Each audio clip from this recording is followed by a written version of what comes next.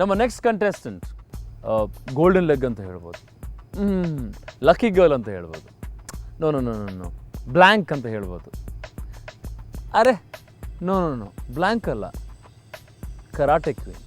ಅಂದರೆ ಇಷ್ಟು ಹೆಸರುಗಳು ಪಡೆದು ಫೈನಲಿ ಫಿಕ್ಸ್ ಆಗಿದ್ದು ಕರಾಟೆ ಕ್ವೀನ್ ಅಂತ. ಅದು ಬೇರೆ ಯಾರೂ ಅಲ್ಲ, ಭಾವನಾ. ಬಂದಾಗ ಏನೂ ಮಾತಾಡ್ತಿರ್ಲಿಲ್ಲ, ಆದರೆ ಅವ್ರ ಟೀಮಿಗೆ ಮಾತ್ರ ಗೆಲುವು ಸಿಗ್ತಾಯಿತ್ತು. ನಾನು ಆಗ ಅಂದ್ಕೊಂಡೆ, ಓ ಮೈ ಗಾಡ್ ಲಕ್ಕಿ ಲೆಗ್, ಭಾವನಾ ಬಂದ ಮೇಲೆ ಬ್ಲೂ ಟೀಮ್ಗೆ ಸಿಕ್ಕಾಪಟ್ಟೆ ಗೆಲುವುಗಳು ಸಿಗ್ತಿದೆ ಅಂತ ಅಂದ್ಕೊಂಡೆ. ಪ್ರತಿಯೊಂದು ಹಂತದಲ್ಲಿ ಅವರು ಅವ್ರ ಗುಂಪು ಹಿಂದೆ ನಿಂತ್ಕೊಂಡಿದ್ರು. ಜೋಡಿ ಅಂತ ಬಂದಾಗ ಪ್ರೂವ್ ಮಾಡಲೇಬೇಕಾಗಿತ್ತು.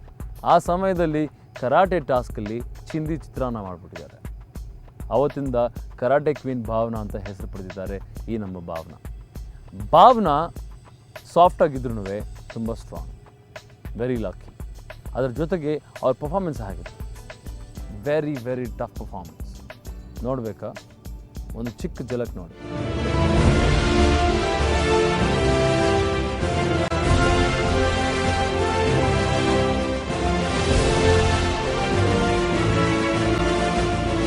ಭಾವನಾ ಶೋಕ್ ಬರೋಕೆ ಬಲವಾದ ಕಾರಣ ಇತ್ತು. ಭಾವನಾ ಮುಗ್ಧ ಮನಸ್ಸಿನ ಅಪರೂಪದ ಪುತ್ಥಳಿ.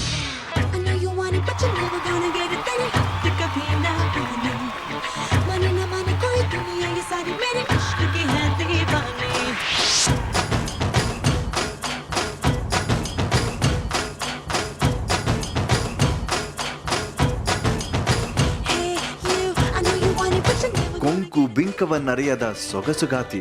ಈ ಮುದ್ದಿನ ಮಂದಾರ ಹೂವನ್ನು ಆಕೆಯ ಲವ್ವರ್ ಬೇಡ ಅಂದಿದ್ದ. ಅದಕ್ಕೆ ಕಾರಣ ಭಾವನಾ ಧಡೂತಿ ದೇಹ.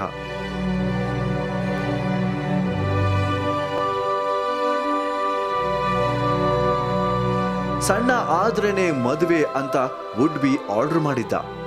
ಅಲ್ಲಿಂದ ನೇರ ಭಾವನಾ ಈ ಶೋಕ್ ಬಂದ್ಲು. 88 kg ಈ ಬುಡ್ ಹುಡುಗಿಗೆ ಸವಾಲುಗಳು ಒಂದಾದ ನಂತರ ಒಂದು ಎದುರಾಗ್ತಾ ಹೋಯ್ತು. ನನ್ನ ಫಸ್ಟ್ ಡೇ ಅಂದರೆ ಫಸ್ಟ್ ಟಾಸ್ಕ್ ಬಂದ್ಬಿಟ್ಟು ನನ್ನ ಟ್ರಕ್ ಪುಲ್ಲಿಂಗ್ ಟಾಸ್ಕ್ ಅಂತ ಇತ್ತು. ಸೊ ಅದೇ ಫಸ್ಟ್ ಟೈಮ್ ನಾನು ಅಟೆಂಪ್ಟ್ ಮಾಡಿದ್ದು, ಕ್ಯಾಮ್ರಾ ಫೇಸ್ ಮಾಡಿದ್ದು ಅವತ್ತೇ, ಟಾಸ್ಕ್ ಮಾಡಿದ್ದು ಅವತ್ತೇ.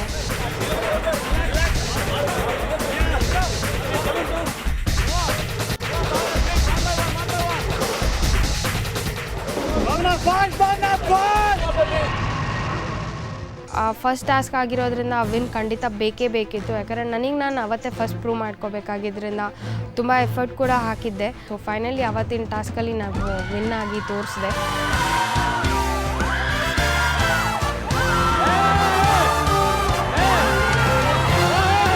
ನೋಡ್ತಾ ಇದ್ರೆ ನೋಡ್ತಾನೆ ಇರೋಣ ಅಂತ ಅನ್ಸೋಷ್ಟು ಕ್ಯೂಟ್ ಎಕ್ಸ್ಪ್ರೆಷನ್ಸ್.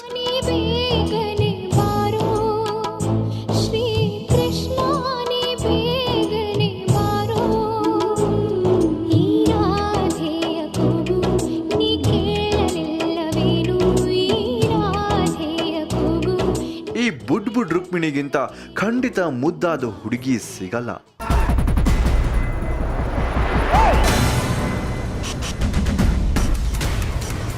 ಫುಟ್ಬಾಲ್ನಲ್ಲಿ ಜಾರಿ ಬಿದ್ದರೂ ಇಂಥ ಜಾಣೆ ಬೇರೊಬ್ಬಳಿಲ್ಲ. ಸ್ಟಾರ್ಟಿಂಗ್ 2-3 ವೀಕ್ಸು ನನಗೆ ತುಂಬಾ ಕಷ್ಟ ಆಗ್ತಿತ್ತು. ಅಂದರೆ ಲೈಕ್ ಫಿಸಿಕಲ್ ಟಾಸ್ಕ್ ಹೇಗೆ ಮಾಡೋದು ಅಂದರೆ ಲೈಕ್ ಅಷ್ಟು ಸ್ಟ್ರೆಂತ್ ನನ್ನಲ್ಲಿ ಇರಲಿಲ್ಲ. ಇಲ್ಲಿಗೆ ಬಂದಮೇಲೆ ಡಯಟ್ ಫುಡ್ ಆಗಲಿ, ವರ್ಕೌಟ್ಸ್ ಆಗಲಿ ಎಲ್ಲ ಮಾಡಿ ಮೆಂಟಲಿ ಫಿಸಿಕಲಿ ಫಿಟ್ ಆಗ್ತಾ ಹೋದೆ.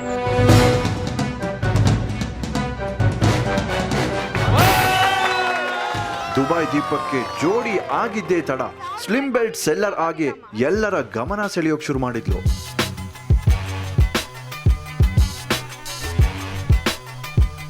ಲವ್ ಪ್ರಪೋಸ್ ಮಾಡೋದ್ರಲ್ಲಂತೂ ಅಮ್ಮಮ್ಮ ಎಂಥ ಮೋಡಿ ಭಾವನಾಗ್ ಮಾತ್ರ ಸ್ವಂತ ಕಣ್ರಿ. Can I have your name and age and your cell phone number?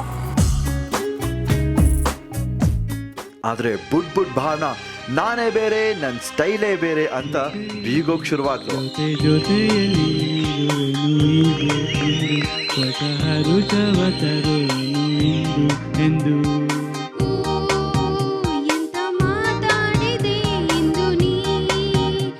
Deepak ಜೊತೆ ನಂಬರ್ 1 ಜೋಡಿಯಾಗಿ ನಿಂತ್ಲು.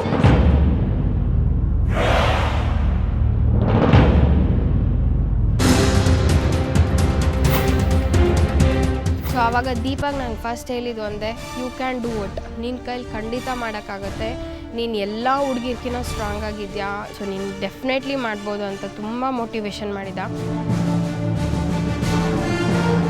ಮುದ್ದಿನ ಲವರ್ಗೋಸ್ಕರ ಕ್ರಾಸ್ ಡ್ರೆಸ್ಸಿಂಗ್ನಲ್ಲಿ ಕ್ಯೂಟ್ ಆಗಿ ಕುಣಿದ್ಲು.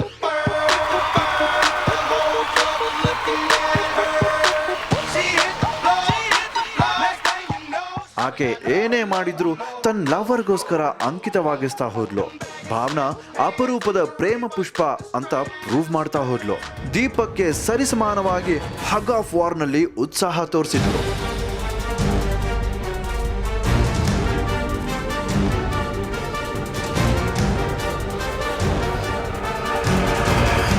ಈ ಬುಡ್ ಹುಡುಗಿ ಆಕಾಡಕ್ಕಿಳಿದ್ರೆ ಏನೋ ಒಂದು ಚಂದ, ಮಾತಾಡ್ತಿದ್ರೆ ಅರಗಿಳಿ, ಸುಮ್ಮನಿದ್ರೆ ಮೌನ ರೂಪಸಿ. ಇಂಥ ಹುಡುಗಿಯ ಹಿಂದೆ ಘೋರವಾದದ್ದೊಂದು ಸಂಕಟ ಇದೆ ಅಂತ ಯಾರಿಗೂ ಗೊತ್ತೇ ಆಗ್ಲಿಲ್ಲ. ಬಾಲ್ಯದಲ್ಲೇ 13 ವರ್ಷದಿಂದ ತಂದೆಯಿಂದ ದೂರ ಆಗಿದ್ದ ಭಾವನಾಳ ಹಿಂದೆ ಕರುಳು ಹಿಂಡೋ ಕಥೆನೇ ಇತ್ತು. ಸುವರ್ಣ ತಂಡದ ಮೂಲಕ ಭಾವನಾ ತಂದೆನ ಹುಡುಕಾಡಿದ್ವಿ. ಕೇಳದ ಕೇರಿ ಇಲ್ಲ, ಹುಡುಕದ ದಾರಿ ಇಲ್ಲ. ಇದ್ದ ಮನೇನು ಖಾಲಿ ಮಾಡಿಕೊಂಡು ಭಾವನಾ ತಂದೆ ದೂರ ಹೋಗಿದ್ರು. ಕಾರಣ ಏನೇ ಇರಲಿ, ಭಾವನಾ ಪಿತೃಶೋಕದಿಂದ ಪರಿತಪಿಸ್ತಾ ಇರೋ ಏಕಾಂಗಿ. ನೋಡಿ ಸ್ವಾಮಿ, ನಾವಿರೋದೇ ಹೀಗೆ ಶೋಕ್ ಬಂದ್ಮೇಲೆ ಎಲ್ಲ ನೋವನ್ನು ಮರೆತು ಕಿಂಚಿತ್ ಕಾಲವಾದ್ರೂ ಖುಷಿಯಾಗಿದ್ಲು. ಎಲ್ಲರ ಕುಣಿತದ ಮಧ್ಯೆ ಆನಂದದ ಸುಖವನ್ನ ಅರಿಸಿದ್ಲು. ಭಾವನಾ ಬರೀ ಖುಷಿಯಾಗಿದ್ದಿದ್ರೆ ಗ್ರ್ಯಾಂಡ್ ಫಿನಾಲೆವರೆಗೂ ಬರ್ತಾ ಇರಲಿಲ್ಲ. ಅಸಾಧ್ಯವಾದ ಟಾಸ್ಕ್ಗಳಲ್ಲಿ ಅದ್ಭುತವಾಗಿ ಭಾಗವಹಿಸ್ತಾ ಇದ್ಲು.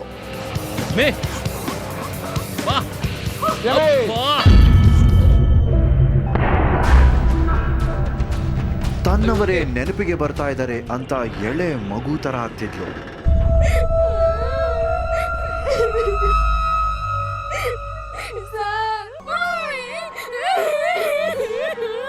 ಕಂಬನಿಯ ಮಾಲೆಯನ್ನೇ ಪೋಣಿಸಿ ಹೃದಯದ ಬಟ್ಟಲಲ್ಲಿಟ್ಟು ಕಾಯ್ತಾ ಇರೋ ಪ್ರೇಮ ಪಕ್ಷಿ ಈ ಭಾವನಾ.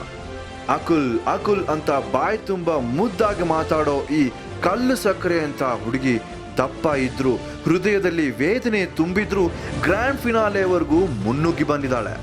ಇನ್ ಬುಡ್ ಭಾವನಾ ಶೋಕ್ ಬಂದಾಗ ಇದ್ದಿದ್ದು 88 kg, 6 kg ಕಮ್ಮಿ ಆಗಿ ಸದ್ಯಕ್ಕೆ 82 kg ತೂಕ ಇದ್ದಾಳೆ. ಸೊ ತುಂಬಾ ಖುಷಿ ಆಗ್ತದೆ, ಯಾಕಂದರೆ ನಾವು ಹೊರಗಿದ್ದು ಇಷ್ಟು KG ಕಮ್ಮಿ ಮಾಡ್ತಿದ್ನೋ ಏನೋ ನಂಗೆ ಗೊತ್ತಿಲ್ಲ. ಸೊ ಇಲ್ಲಿಗೆ ಬಂದು ಈ ಡಯಟ್ ಫುಡ್ಡು, ಈ ವರ್ಕೌಟು, ಈ ಟಾಸ್ಕು ಇದೆಲ್ಲ ಮಿಂಗಲ್ ಮಾಡಿದ್ರೆ ಸೊ ಫೈನಲಿ ಇಷ್ಟು KG ಕಮ್ಮಿ ಮಾಡಿದ್ದೀನಿ, ತುಂಬಾ ಖುಷಿ ಅನಿಸುತ್ತೆ. ಹಾಗಿದ್ರೆ ಬುಡ್ ಭಾವನಾನ ಗೆಲುವು ಅನ್ನೋದು ಒರೆಸುತ್ತಾ?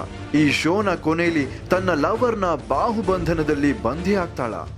ಕಾದು ನೋಡಬೇಕಿದೆ. ಅರೆ ನೋಡಿ ಸ್ವಾಮಿ, ನಾವಿರೋದು ಹೀಗೆ.